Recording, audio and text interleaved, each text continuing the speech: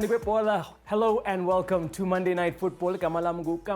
As we take you through what will be happening, of course, this past weekend saw the beginning of the DSTV Premiership. So tonight, we unbundle all of it because there were some big calls, some big results. But before we go there, let me introduce you to my panel. Tonight, I have some usual suspects from last week, Velile Mnyandu, and of course, Mazola Mulefe joining me. But we have a new substitute who's come in place of Shwe Walters, our yellow bone, Jonty, Mark. Good evening, welcome. Kaizer. Do you understand what's going on? Are you safe here? I feel very safe here. That's good. That's good. That's good. We are in the heart of Soweto, thanks for asking, Kaizer. I need to make sure you're okay. As we now look into, of course, this weekend, that was the first of the DSTV Premiership. Some big results, but of course the awards, PSL awards. We saw the fact that, of course, you know, Themba Zwane had a big season and he was commended for it. No surprises so much as far as the awards are concerned, but maybe some of the fans complaining that the likes of Samir Nokovic not getting a shout. Well, do you commiserate? Salt in the wound for Kaizer Chiefs fans who missed out on the last day of the season with the league and then didn't win a single award. I don't think it's so much that maybe Nokovic didn't win Footballer of the Season, but they had a lot of nominations and not one of their players ended up in the winning circle. So maybe I don't think there's an argument about Themba Zwane. He totally deserved to win the award, but you could maybe make an argument for Daniel Akpeyi finishing ahead of Ronwen Williams. But you know, I also on the other hand, you can't argue with Ronwen winning because he had a fantastic season. I think he kept more clean sheets than any other keeper. For sure, he did. Yeah. So. It's a bit of hard luck for Chiefs, but I think definitely Themba Zwane, 11 goals in attacking midfield. Some wonderful football. A standout moment of the season for me was that flick for Serino in that game against Chiefs. For sure. And so he definitely deserved to take the big trophy home. And Mazola, I mean, it's not out of line and out of sync with most of the other people who had to vote and choose a top footballer. Themba Zwane was pretty much the standard for the season. Yeah, Savja voted Themba Zwane. The coaches, 16 Premier League coaches voted Themba Zwane. So I think it was a no-brainer, really. I don't think people can argue with that. Maybe even some of the Chiefs fans can't argue with that, you know. If Chiefs had won the league, obviously it tips the scale, for sure. That you'd have a Chiefs player there because they won the league. You have Coach Ernst Middendorp winning Coach of the Season because they've won the league.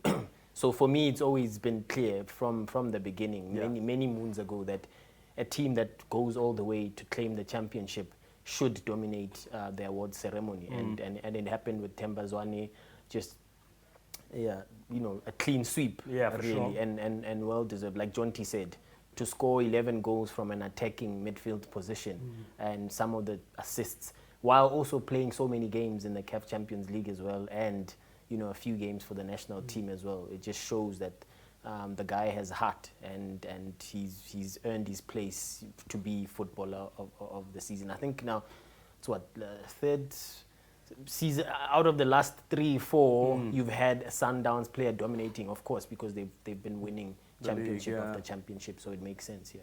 Okay, well, remember, that conversation continues with that hashtag of MNF on Soweto TV. Use it as Velile. We now look at that result from the weekend, the big one.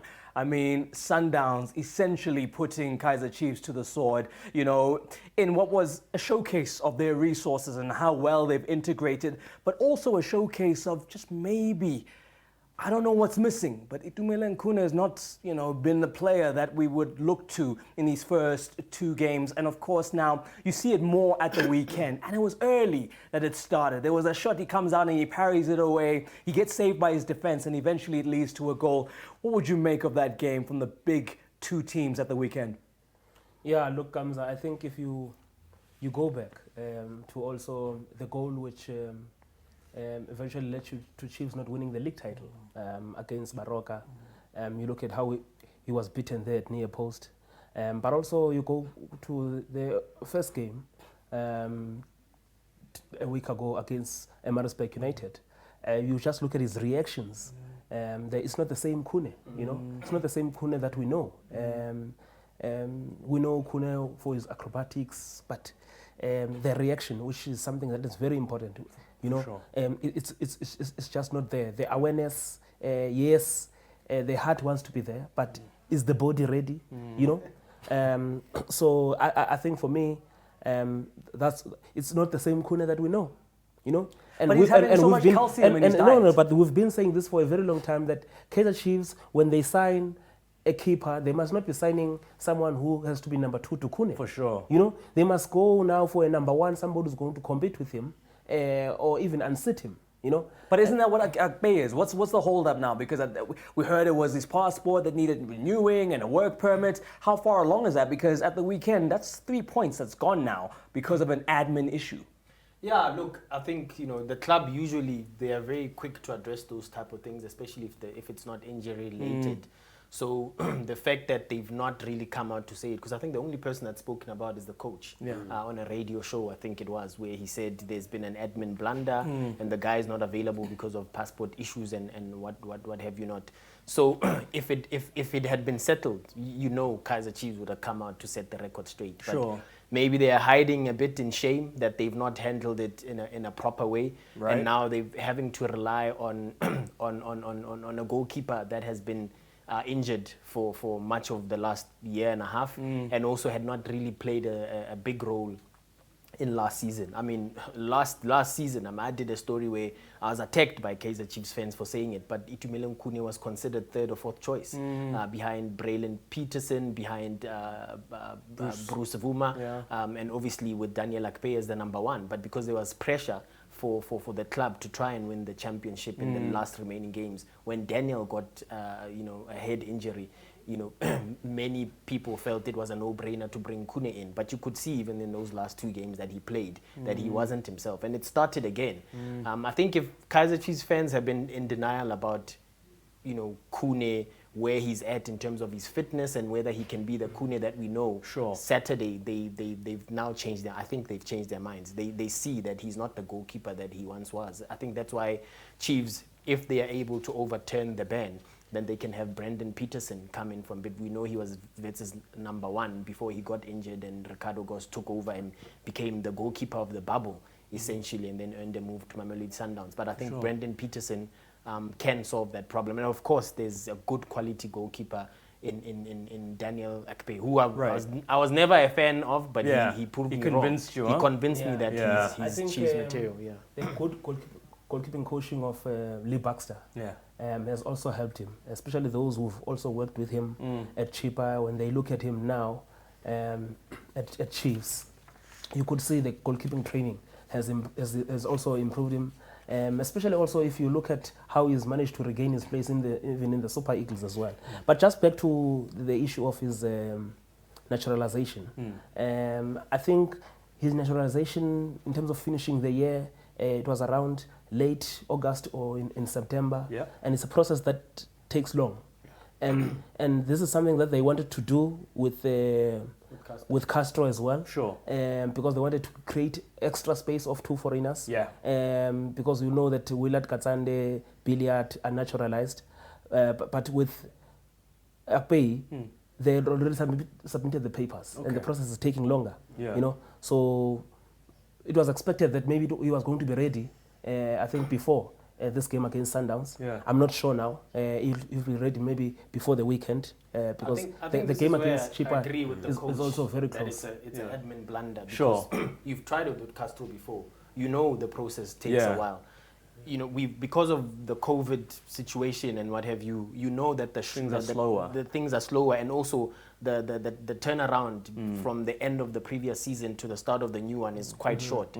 So you can't take a chance that. They should have just left it to say, okay, we will make sure that we have Daniel ready, and then we'll try this for the upcoming season. Then you have enough time. Obviously, depending on what the virus does, you can start then applying at the end of the season in May, and by August next year, when the new season starts, then you've got the papers sorted. Surely it won't take longer than 2-3 months to have it sorted. But to try squeeze it in a period of 3 weeks, 4 weeks, I think that's where the admin blunder happened. There's still a question for me, though, about whether Gavin would have picked Kune anyway, even if Akpe was fit. I was about to ask you if he's ready this straight week. in the team. I think he wanted.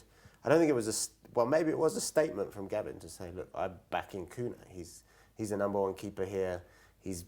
But I think also there's an element of heart in it from everyone, because Kune in his prime was like the best keeper in South Africa by a country mile. And he's unfortunately a little over the hill now for me. I mean, 33 is usually an age where a goalkeeper can still carry on, but maybe the injuries, he had a bad shoulder injury. Yeah. And, as Mazola said last season, he was third or fourth choice keeper there. I think maybe that, is just a little bit past him now, and there's going to be a time when a coach is going to need to go, okay, sorry, Itumeleng, but you're not first choice here anymore, even if you're fully fit. You're going to have to sit it out. Or get a lot better, because that was shocking for me. Yeah. Some of the mistakes. I mean, as I think Valile or Mazola mentioned, he passed the ball straight to Shalulile. If Shalulile had a bit more confidence, I think it was early in the game, he would have just lobbed that into the net. He just hit it a bit softly, and Rama could clear the ball.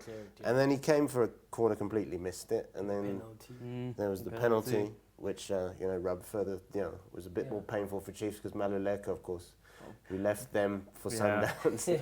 Being the man who earns the penalty. But I do think, obviously, Chiefs need some time, and Gavin needs some time, and I do have very much sympathy with him because of the transfer ban and all that, and he's just taken over. So with the Kune thing, he's going to have to make a decision, and I think sooner rather than later. Yeah. And Kune has not played, I think, for the last 2 to 3 seasons. He has not played 10 consecutive games. Yeah. And I'm also worried because also Brendan Peterson is not 100%. Sure. Only start playing in November, really. Yeah. Even Brendan Peterson, I think also he's got some injury issues as well.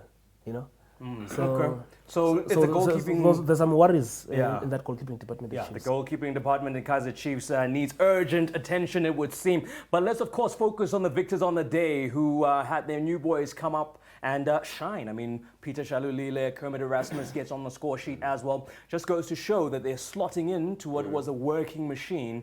And, it's those kind of things when you see a team play like that. And they could have dominated a bit more in that game. They didn't. Mangoba pointed it out after the game that, hey, we didn't take our chances. But the prospect of this team in a couple of months is crazy. Yeah, I asked him, actually, after the game, I asked the coach about what he expects from 2 players, one that got 16 goals in the league. I think overall Shalulile scored 19 goals in 39 matches. Kermit got 13 league goals, his highest ever in the South African top division. Even when he played for Pirates, he didn't get to those double figures. So to come into a Sundowns team that over the last season had brought in Mauricio Afonso, but he looked good. He passed the eye test, but he got injured, and then he had to go back to home to Uruguay, and he couldn't come back because of lockdown and whatever. For them to still win the league without a proven striker, because obviously Lebohang Mabuya was the top goal scorer the season before, but he was struggling this time around. For Sundowns to still go on and win the league without an out-and-out striker, and then go and buy 3 players who were respective top goal scorers at their clubs, if you add Gift Mutupa to the picture, that's scary. That is scary. They should be winning the league every season. They've got a breadth of talent when it comes to attacking options now, and it's going to be the onus for the rest of the league to stop that. And how do you? I don't think you do. It's crazy. I just honestly have to outscore them. If they've got, I mean, you look at that with Shalulile and Erasmus, they've added, as Mazola said, 29 goals or something to their attack. And they've got Gift Motupu, who scored a bunch of goals. Not to mention Tembuzwane, Sisal Vilakazi when he's fit. Gaston, it was also incredible for a few seasons now at Sundowns. I think that it's really scary for the rest of the league. I think maybe Pirates, if you look at their strike force, if they can click, there's some competitiveness there. But otherwise, it's pretty terrifying, and it's also a result of, I think, resources. I don't know. Would Cape Town City have sold Kermit if it wasn't COVID hadn't hit and they didn't need to sell it? That's my question. Highlands Park obviously don't exist anymore, so Shalulile found another club. So it's happened everywhere with Hotto going, and Domingo's also. We didn't even mention Domingo. Pakamani Mahlambi is now apparently leaving. So it's all, they've got so many players, and I can see there being a bigger gap between sort of Sundowns, Pirates, and the rest this season on some level, unless. I know I didn't mention Chiefs, but it's a slow process for Chiefs. I think Pirates have a great chance because they've got continuity under the same coach. And, I don't know why Valile just started laughing. He doesn't think Zimbabwe can do it. But Velile, what do you know? must maybe take over here because I think he could. We all watched the game on Saturday. Yeah, okay. And we saw how Prates was blowing hot and cold in that game. You know, when you look at the starting lineup and when you look at when the game started, and you could see that, okay, this Prates is going to dominate here. Right. But as the game progresses, you don't know what to make of Prates. For sure. Yeah, I You know? fell asleep. I'll be honest. You fell asleep? Yes. Oh my goodness. So, and if you noticed, it's the same inconsistency, but I didn't want to read too much to the opening game last week. Yeah. Because it was just the first game of the Sure. season. You know, playing against 10 men. You know, but I felt, no, guys should have dominated here. Okay, taking nothing away that Peter Levenberg also saved Cape Town City, but I was not convinced by Paris this past weekend. Okay. I was really not convinced. We're going to tuck into that. Let's just draw a line Were you under as the convinced by Pirates as Sundown. you were by the assistant ref? Against the Mazola, penalty. are you going to tell us about George Mamelodi after the break? Because according to you, because the coach is he's saying on the something way different. out, and according to the coach, nah. I never said he So- was leaving. I didn't say he was leaving. Okay. I didn't say he was You'll leaving. clarify what you I'll said. clarify what I You'll said. clarify what you said. There we go. Guys, don't go too far. After the break, we continue unpacking what happened at the weekend. Please do join us for more Monday Night Football.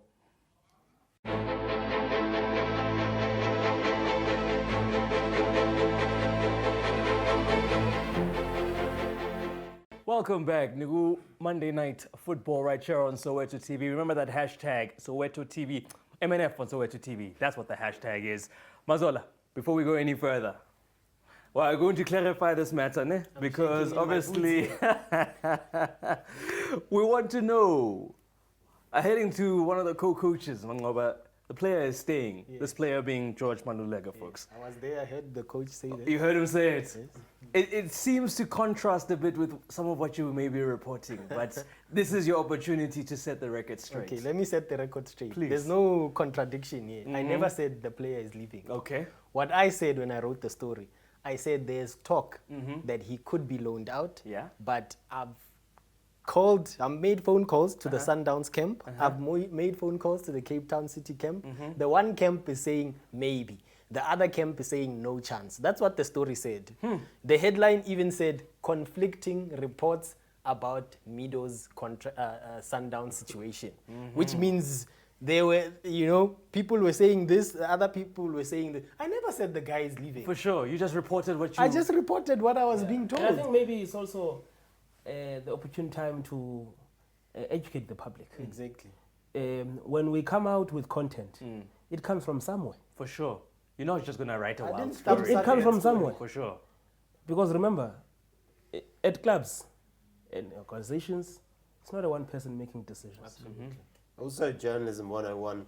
For I've sure. had my face lied to right in my face the day before a player signed for a club. When I've heard that he's signing, asked Relevant someone, parties. is he signing? And they said no. And then he signed. Yes. So it's like, And especially during happens. this phase of the season. They don't call it a silly season for nothing. For sure. Because others lie because they want to further their own interests. We're gonna leave it there. John Committees Yes? said Cape Town City, in no uncertain terms, were selling Kermit They Erasmus. would never, yeah. They said no chance. He's Yeah, in no our plans chance. for next For season. sure, He for done sure. so well. Great performance in the bio And bubble. then they went... And then 2 weeks later, thank you Sundowns. And then the player was sold. Yeah, there we Wala go. ay nanit, eh? Hey, Ah, Bolo. yeah. Hey. Wala ay nanit. Hey, okay, I'm not guys. therefore. Let's carry on because there's still a lot to get through. Maroka getting a good scalp, and one maybe that makes people think, Mr. Kerr, do we need him?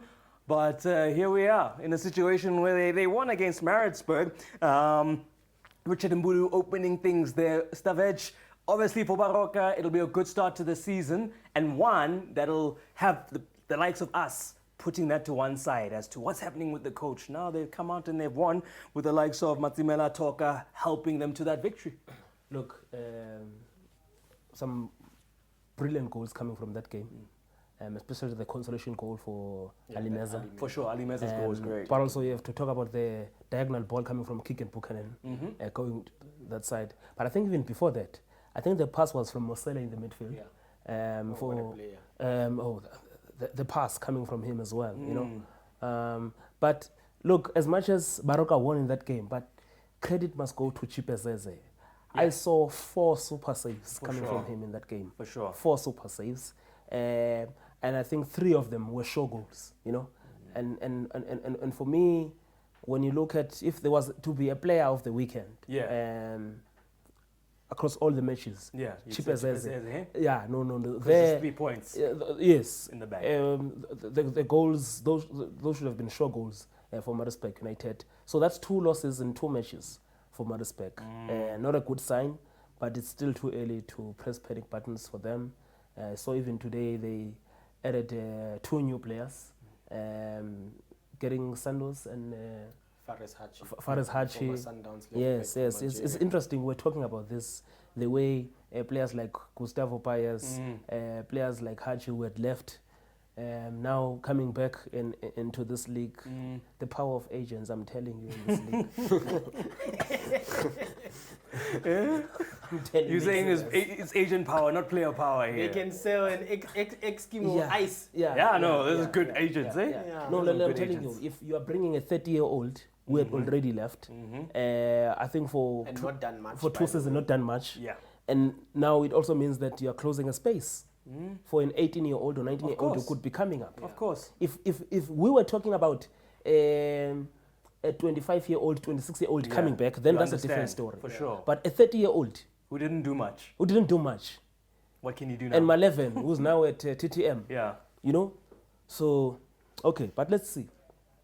But look on the side of Baroka, I'm not sure. It looks like those coaches there, the caretaker coaches, were given 5 matches. Right. So you think they're doing their best? So 3 from a possible 15 so far.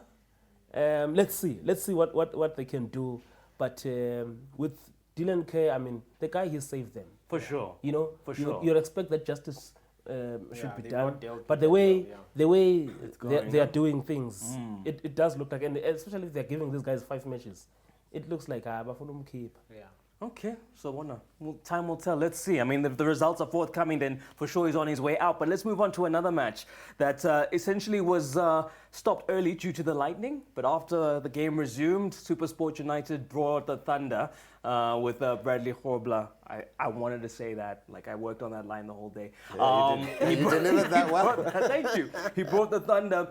Rolling back the years, getting a good victory, but in a sense, almost kind of speaking true to the fact that, you know, you get that one game under the belt in the MTN8. It gives you a bit of a momentum and practice, and coming into a game like this where, you know, yes, they were a man down, but they made it look easy.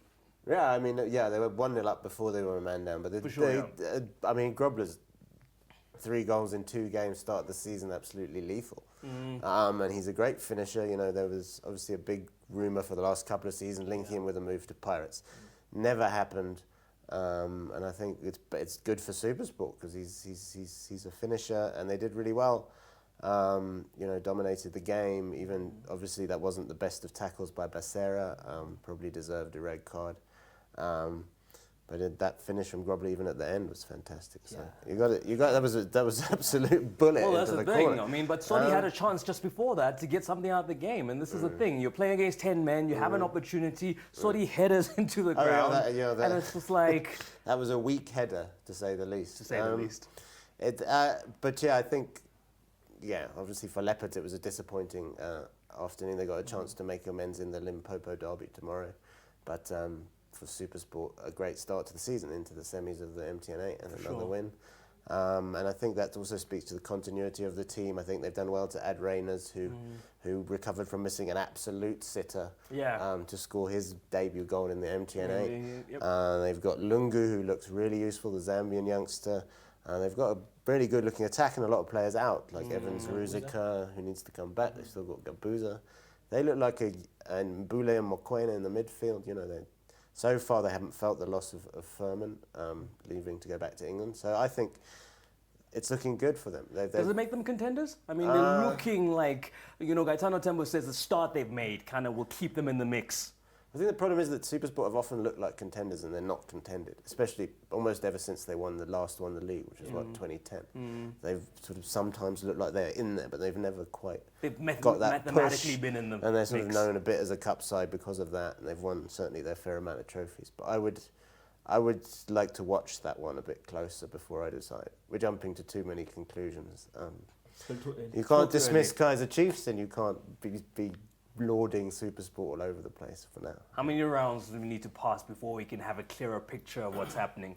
Yeah, I think usually between 5 and 10 games, or maybe 8 to 10 games.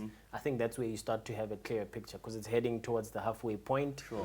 Then you know what the teams are made of, and also when the transfer window is slammed shut, then you know for sure that those are the teams that are going to be competing. It's not going to be changing, because I still think we've had a crazy transfer window as it is.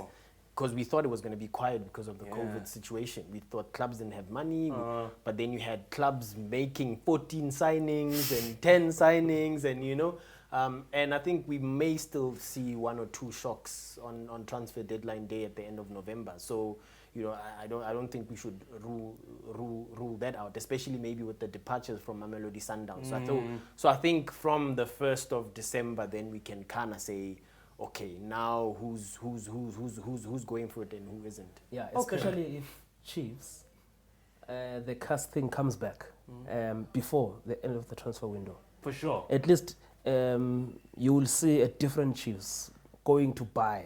For sure. Yeah, buy not less than 3.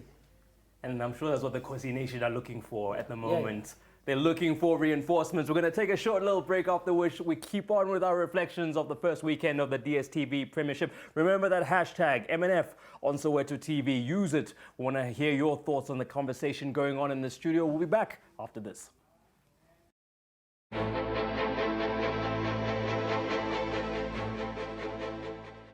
Welcome back. It's Monday Night Football on Soweto TV, and my panel and I have been discussing all the action from the maiden DSTV Premiership Match Day weekend, as we now focus in on a game that had a lot of controversy only about 15 minutes in. Amazulu versus Orlando Pirates. Now this one, we could be sitting here saying, yo, Mr. Dlamini got his first 3 points of the season, but Mr. Tsotsetsi decided to say, I'm going to involve myself here. I was still awake at the time. Oh, you're still awake when that happened. It was after that you fell asleep. Okay.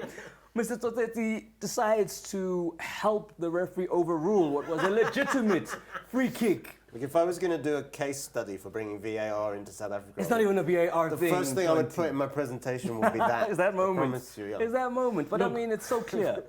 Or not? That 100 million deal over 5 years between SAFA and Showmax. Yes. If it's about us saying match officials of high quality standards. Yes. We have to. I know match officials, they all make mistakes. They are human. But that one. No. That's a brown That's what I've been envelope. saying. That's a brown thing. decision has been made That's and they're brown communicating. envelope-ish. That one. A decision has been made and they're communicating before it. And then they make the decision, it's a free kick. And then they change again. To a wrong decision. I mean, it's one thing to change to correct a mistake. Exactly. But to go actively make one. Yeah, and for me, last week I was talking to the SAFA acting CEO. I was saying The same last name. Yeah. Easy mistake to Yeah. make. Easy mistake Yeah, to yeah. make. Tebogo Motlanthe. Yeah. You know, and I was saying it's not a good sign that each and every time on the FIFA panel, CAF, when they select for major tournaments or even big games, it's always Victor Gomes and Zakhele Suwela. Yes, it's good that they were represented. We're being represented, but there was a time before. Yeah. There would be Daniel Bennett, there would be Flungwani going to big games, there would be even Victor Gomes. But now, all the time, it's just Victor Gomes and Zakhele Suwela only. We cannot be comfortable with that. Yeah. Because it means that our standards are not good enough. Right. We are only relying on these two. On the two. You know? So I think for me, there's a red light here. You know, there's a road robot here for the SAFA refereeing department to say they seriously need to look at the quality they have there inside. No, for sure. It doesn't inspire confidence so early on in the season to see a mistake like that. My feeling also with the Makaringe incident and the penalty that Amazulu got was, I'd say he did, but it felt like the ref making up a bit for the fact that he'd made a horrible blunder at the other end. It wasn't much of a penalty that either. Yeah. You know, I just thought it was generally poor, and obviously It's funny, but wouldn't that be a VAR thing that VAR would say probably was a penalty? Yeah, if the referee's given it, it's Yeah. a clear and obvious error, then yeah. It's not a clear and obvious error, so nobody given it. But I just think, obviously, as Valile pointed out, the referee and his assistant or the referee gets the decision right Yes. for the Pirates. Of course, yeah. It's correct, and then they confer, and then they get it completely wrong. And that's what made it stand out as like an absolutely horrible mistake. And does it in a way paper over the cracks a little bit? Because, you know, Pirates walk away from that one with a share of the spoils. But I mean, essentially, you're looking at a situation where Amazulu came to play. They were in that game. They could possibly have won it and gotten all 3 points. Yeah, I think the talking points become the referee mistakes, Yes. the blunders. But like Do you agree with John T? The Yeah. duo of blunders. You think he was balancing it out? the Makaringe on the push on Meme, I think I think I'm okay with it. I think so that's too. a penalty. Really? Yeah, I think he pushes him out the way. It's contact. Contact in the Yes. box. Yeah, I for think sure. he pushes him out the way as he's trying to control the ball. So there, even though it feels like he's trying to make up for the blunder at the other end. Had it happened in isolation, you would have been fine with it. Exactly. But talking about papering over the cracks, it does paper over the cracks of that Orlando Pirates performance, because now we're talking about referees instead of the fact that Zimbabwe has got all the weapons available to him. I mean, you look at that team. I mean, we were saying even last week that looks like a super team. Sure. You know, with Tlachwayo, with Dion, you know, even Wade Juster, who I was quite surprised that Pirates picked him up as a free agent, but his work ethic is proof why the Pirates, you know. He could look like good business, a bit of a steal. Exactly. Then you've got Mango, top goal scorer. Then then you've got Pule and all these other players that were there performing last season. So ideally, Zimbabwe has had enough time now to sort of work with them and know exactly what to expect. And guys like Jukamanja and them coming in, Pirates signed them early enough for them to actually, you know, be making sort of an immediate impact. Sure. You know, they are not new players, foreigners coming in needing to adapt or adjust. Then they know the lay of the land. So all eyes should be on Zimbabwe. You know, I think if it gets to the halfway point and Zimbabwe is not, Pirates are not a title contender, curtains. Okay, and on the side of Amazulu, they have lofty ambitions as well. Top 4 finish. It's looking like they've gotten the personnel, with Kolamlambo now being the latest to join their ranks. Do they have the man to take them forward? I think, you know, obviously there's the romance of a player from the club leading the club to the promised land. But when you have such high-profile players in the mix, egos and personalities. Yeah, but Pirates struggled against an Amazulu team that didn't have Mulenga, that didn't have Shaba, that didn't have Bongindoli, you know?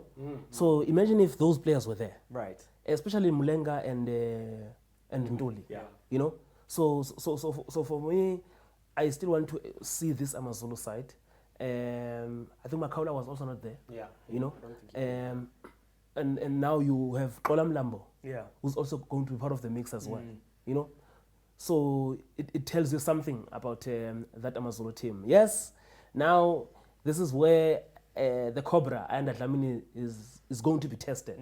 But maybe we must also give him some credit, because especially in the second half, it was his tactics which contained Orlando Pirates. Yes. And we could also see, I know, we've been seeing Memela before, but you could see the quality of Memela in almost had like in this game. a point to prove. And I think for me, he's one player I was surprised Orlando Pirates could just let him go. No, like for that. sure. I think we all were. Yeah, no. And if there was one game to prove that they've lost a quality player, this was the game. Sure. You saw the late header that he had there, and he was pushing. I mean, and you look at him Forced in a save such a... from Sunderland as well, from a free kick, I think it was. Exactly, Yeah. exactly. No. You know, I was like, oh, okay. Memela wants to finish Pirates here. No, you for know? sure, he definitely had chances So, to do that. this Amazulu team, look, they are playing against TS Galaxy on Wednesday. Let's see. And also with other players now coming in into action, let's see how they're going to do. But one thing that is also very important is Ayanda is not alone. He's got a very experienced Alan assistant in Alan Fries. For sure. Who will also be playing pivotal role in guiding him as well. There we go. I mean, that is an important consideration to make it when you have these super technical teams, especially, you know, with Mamelodi Sundowns kind of leading the charge with 3 consummate coaches. You have an Alan Fries and an Amazulu setup. That must give Mr. Zungu a bit of calm going into this campaign, thinking that you've got experience and you've got this new energy at the club. Surely something can come of it. What do you think is the best? I mean, 4th, some people will say lofty ambitions. John T, do you think 4th is manageable, you've got to doable? aim high. Yeah. I don't know if it's doable, but they've got to aim high, and they've certainly signed top class players. And I think Ayanda also deserves credit for what he did end of last season, saving the side. You know, they were rock bottom at one stage, and they climbed up and managed to save themselves from relegation. So I think he deserves a chance. I think it's too early, you know, to be jumping to conclusions with Pirates as well, though. I mean, I know these gents were not impressed with the first game, but I have a bit of time for Zimbauer because he did so well with them last season to get them up the table. And so you still got credit with you? I mean, he's got Stellenbosch on Wednesday. Let's see what happens there. You know, that's a team. What needs to happen? It's another team that are going to test Pirates. Well, I think you've got to eke out a win against Stellenbosch. They're a team that Steve Barker will set up very nicely with a good counter-attacking side, with a defence. They'll defend, and then they'll try and hit you on the break. But you know and Pirates, they eked out a win against them. In fact, I think it was maybe their last game of last season. Yeah. When, I think that was Gabardino's 16th goal when he got to the top scorer. Yeah. So I think that it's going to be tough for them, and they're going to have to really show mettle and grind out a win.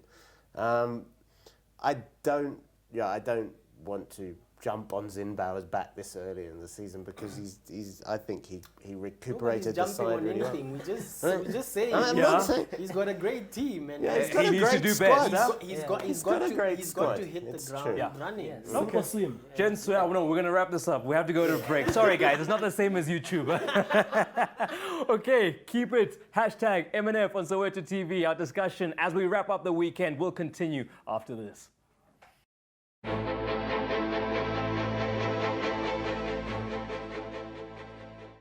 Hi, it's Kasake Chima. Welcome back to Monday Night Football on Soweto TV. That's the hashtag. This is as we hit the home straight, kind of engaging the teams that are new to the league. Some newer than others, of course. Stellenbosch have already had a season under their belt.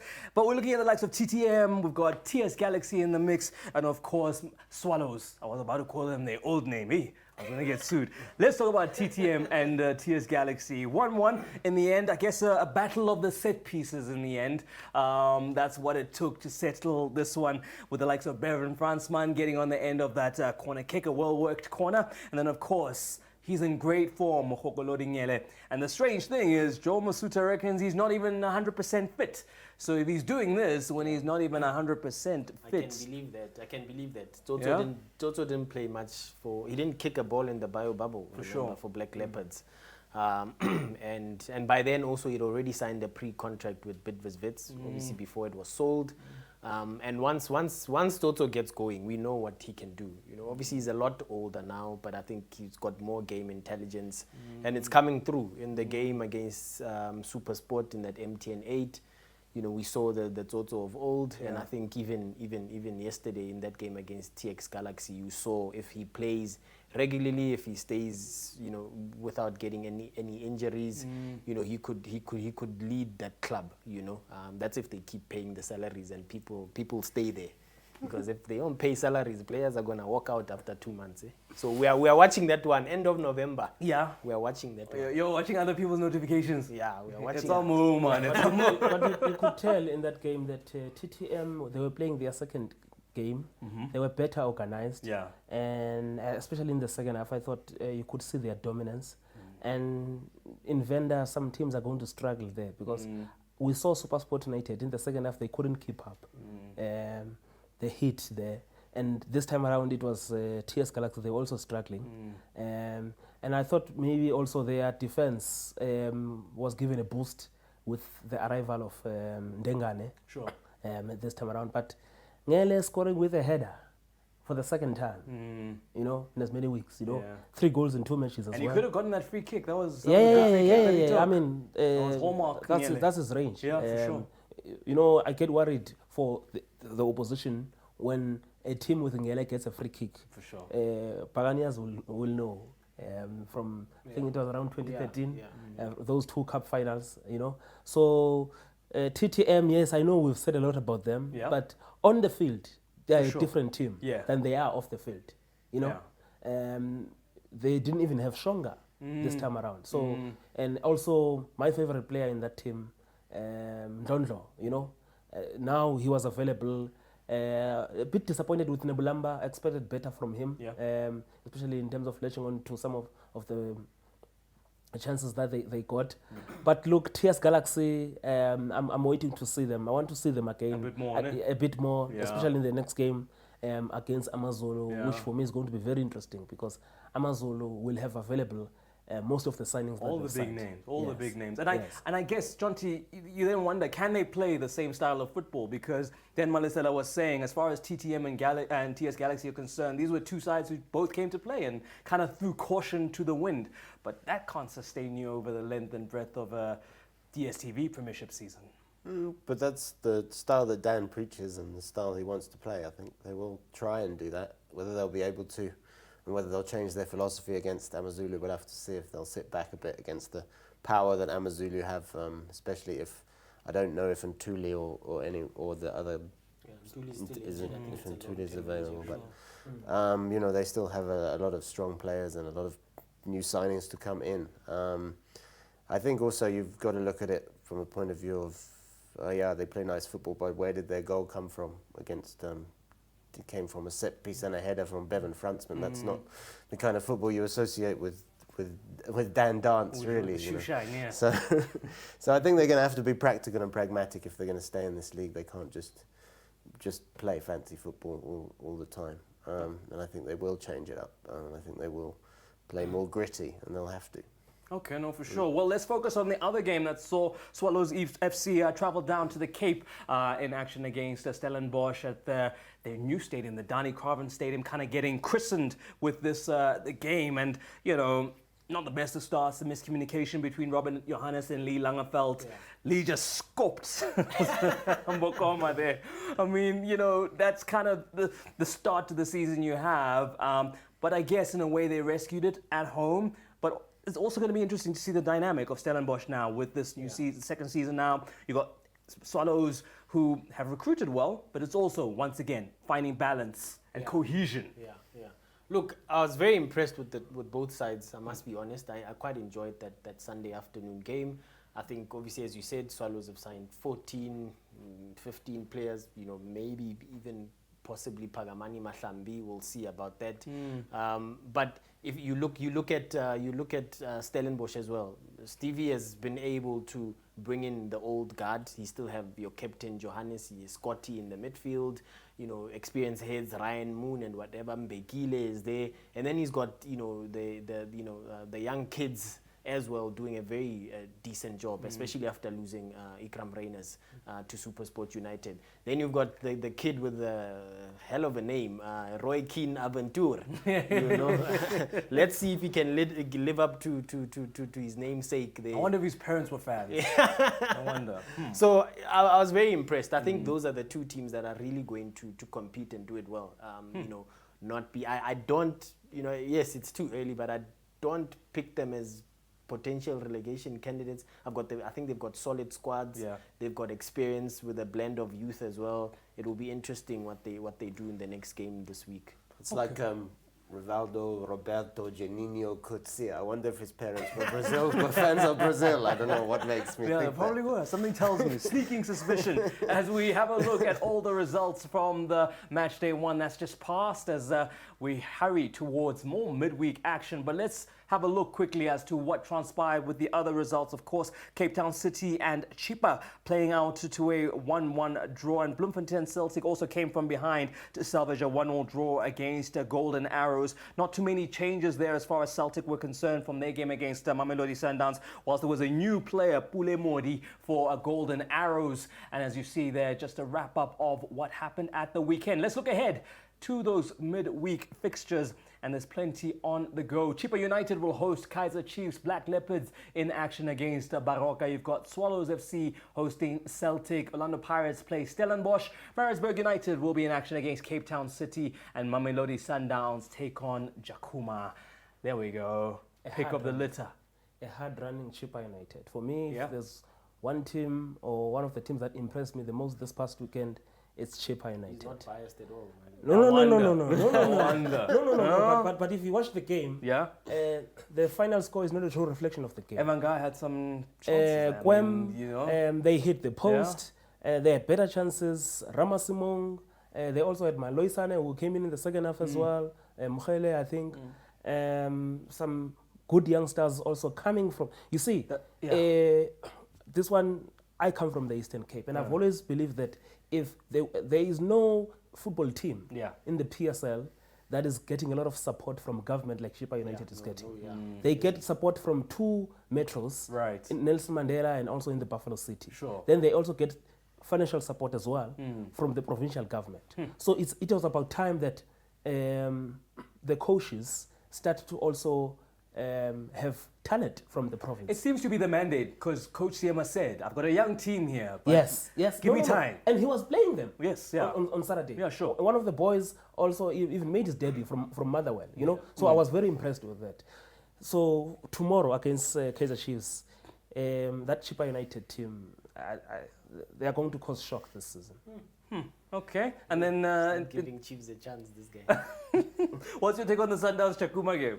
What do you think will happen there? Is it one of those, it'll be an occasion where Chakuma raise their game because you're playing Mamelodi Sundowns, or do you expect a professional Maybe, sweeping but to the side? But that Sundowns team, yo, hi, Yeah.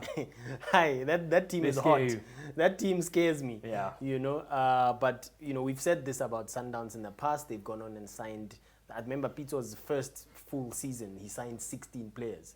You know, went on to win the league, but it wasn't like smooth sailing. Yeah. You know, you still had some shocks here and there. So I expect Sundowns to. I don't expect them to be invincible and win all the games. Yeah. But I expect them to walk all over a lot of teams with that squad. You know? Nice. It's not that Tap easy. dance and It's not that sachet. easy. Well, that's the thing. I mean, Yeah. you know these big teams, when they come to play, the smaller teams raise their game. And I mean, it ends up being quite a contest and often leads to us thinking, why can't these teams play like this every other game of the season? But looking at that, obviously that's the league. But we can't forget the fact that there's a Soweto derby at the weekend, John T, in the MTN8. And turning our attention to that, I mean, over 2 legs gives you a bit of breathing room. There's no pressure to win the first one. But what do you expect of that encounter? Well, there's an early chance for Gavin Hunt to get a bit more credit with the Chiefs fans and to get a good win over Pirates. There's an early chance for Pirates to put behind them a slow start to the season, if you like, although they are, you know, still in the MTN8 and haven't won a trophy in 7 seasons and could really do with one, even more than Chiefs, who haven't won one in 5 seasons. So it's 2 sides that really could do really badly with the MTN8 to get their season up and running. It should be a cracker. Obviously, it won't be the same as your regular Soweto derby because there won't be anyone in the stadium except the teams and the coaching staff. So that'll, I have to say, that'll be a bit of a downer. Yeah, 'cause, no. you know, I don't know. It'll be a Are you bit going weird. to miss the 90-minute It'll be a build-up? bit weird. No. No. See? So at least. It's not the same. Yeah, there are small mercies, I guess. Yeah. For sure. Definitely won't miss the 90-minute build-up, but we'll miss the proper atmosphere there, and I don't think that can be replaced by some sound effects of vuvuzelas and fans shouting. So I mean, it's getting a bit. I mean, we want to see the fans back, but obviously circumstances dictate. But it should be an interesting game between 2 teams that have a lot riding on it already, even at this early stage of the season. No, for sure. Do you think Jonatlo Bula Keitia Kaitan? Yeah, look, I don't know. You know, they're a hard team to beat, Celtic, and John has done really well. But credit to Caetano as well, as I think John T or Velio was saying earlier, that he's also put together a good team that always looks like they're going to challenge. I mean, you know, they are the reigning champions of the MTN8. Of course, yeah. But usually after winning the MTN8, then it's, you know, they have a dip in form. So let's see. SuperSport also have a very good squad. I mean, you know, some of the additions, the young kids from Vets, and then they've signed Lakimu Homi as well, who hasn't kicked the ball in 100 years. But let's see what he can do when he's fit and ready to play. Yeah. Okay. The momentum is with Celtic. Yeah. They are coming from a final. They are now in the semi-final. They are playing at home. You know, So SuperSport, maybe they are going for an away goal this weekend. Yeah. You know SuperSport. They also do have that element of a conservative approach sometimes. But I'm going with Celtic in this game. Okay. And your prediction? A draw for the first leg. A draw for the first leg. Yeah. Yours? Go completely the other way. Supersport, defending champions. Okay, They'll cool. nick one. Grobler is in for me. He'll nick one. But I They'll win didn't 1-0. hear prediction for the derby. Well, I want to protect your peace, huh? Because if you make predictions here, your Twitter is going to be lit. So do you want to? It's up to you. Derby's a draw. Derby's a draw. I will predict the second game. You predict the second leg, Yeah. eh? There we go. I like how, yeah, that's smart. That's smart. Okay, folks, well, we're done. I mean, time is over, and we'd love to carry on as long as we want into the evening. But hopefully you've gotten a sense of how we've viewed what's happened at the opening weekend. Midweek football's coming. There's a derby at the weekend. There's still a lot to happen as the DSTV Premiership gets underway alongside the MTN8. For myself and my panel, gents, thank you very much. It's good to see you. It's good to see you. See you next week. Ciao, bye.